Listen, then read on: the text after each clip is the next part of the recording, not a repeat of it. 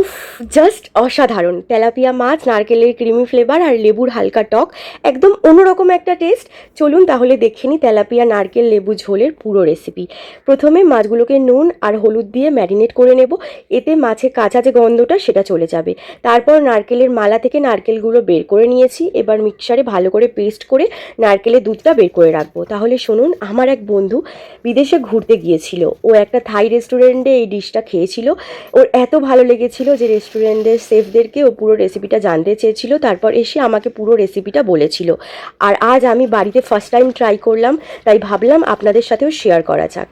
এবার কড়াইতে তেল গরম করে মাছগুলো হালকা গোল্ডেন কালার না হওয়া পর্যন্ত ভেজে নিচ্ছি। বেশি ক্রিপসি না, শুধু হালকা ফ্রাই করলেই হবে। এবার ওই একই তেলের মধ্যে একটু কুচনো পেঁয়াজ দিয়ে দিলাম, তারপর আদা রসুন ভালো করে বেটে নেব। আদা রসুনটা আমার ঠিক মিক্সচারে পেস্ট করতে একদমই ভালো লাগে না, এটা শিলনোড়াতেই যেন বেশি মানানসই। এবার দিয়ে দিচ্ছি আদা রসুন বাটা, সাথে একটু হলুদ আর স্বাদ মতো নুন। এবার পালা নারকেলের স্বাদ যোগ করার, তাই দিয়ে দিচ্ছি নারকেলের দুধ বা বাটা নারকেলটাই। এই নারকেলটাই কিন্তু পুরো রেসিপিটাকে একদম ক্রিমি আর টেস্টফুল করে তুলবে। আমি চিনি খাই না, তাই একটু বাতাসা দিয়ে দিয়েছি, আপনারা চাইলে চিনিও দিতে পারেন। এবার ভাজা মাছগুলো গ্রেভির মধ্যে দিয়ে দেব, তারপর ফ্লেভারের জন্য এক কোয়া লেবুর রস দিতে হবে। আমার বন্ধু আমাকে বলেছিল এই ডিশটাতে নাকি নারকেল আর লেবুর একটা আলাদাই স্মেল আসছিল। ব্যাস একটু ফুটতে দিলেই রেডি হয়ে যাবে আমাদের থাই স্টাইল তেলাপিয়ার নারকেল লেবু ঝোল।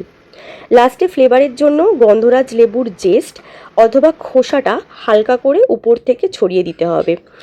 এর যে আলাদাই একটা গন্ধ আসে, আপনারা যখন খাবেন তখন বুঝতে পারবেন।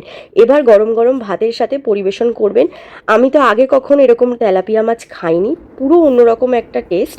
আপনারাও অবশ্যই ঘরেতে ট্রাই করে জানাবেন আপনাদের কেমন লাগলো। আর ভিডিওটা ভালো লাগলে লাইক, কমেন্ট, শেয়ার আর সাবস্ক্রাইব করতে একদম ভুলবেন না। দেখা হচ্ছে নেক্সট নতুন কোনো রেসিপি নিয়ে। চলুন, টাটা।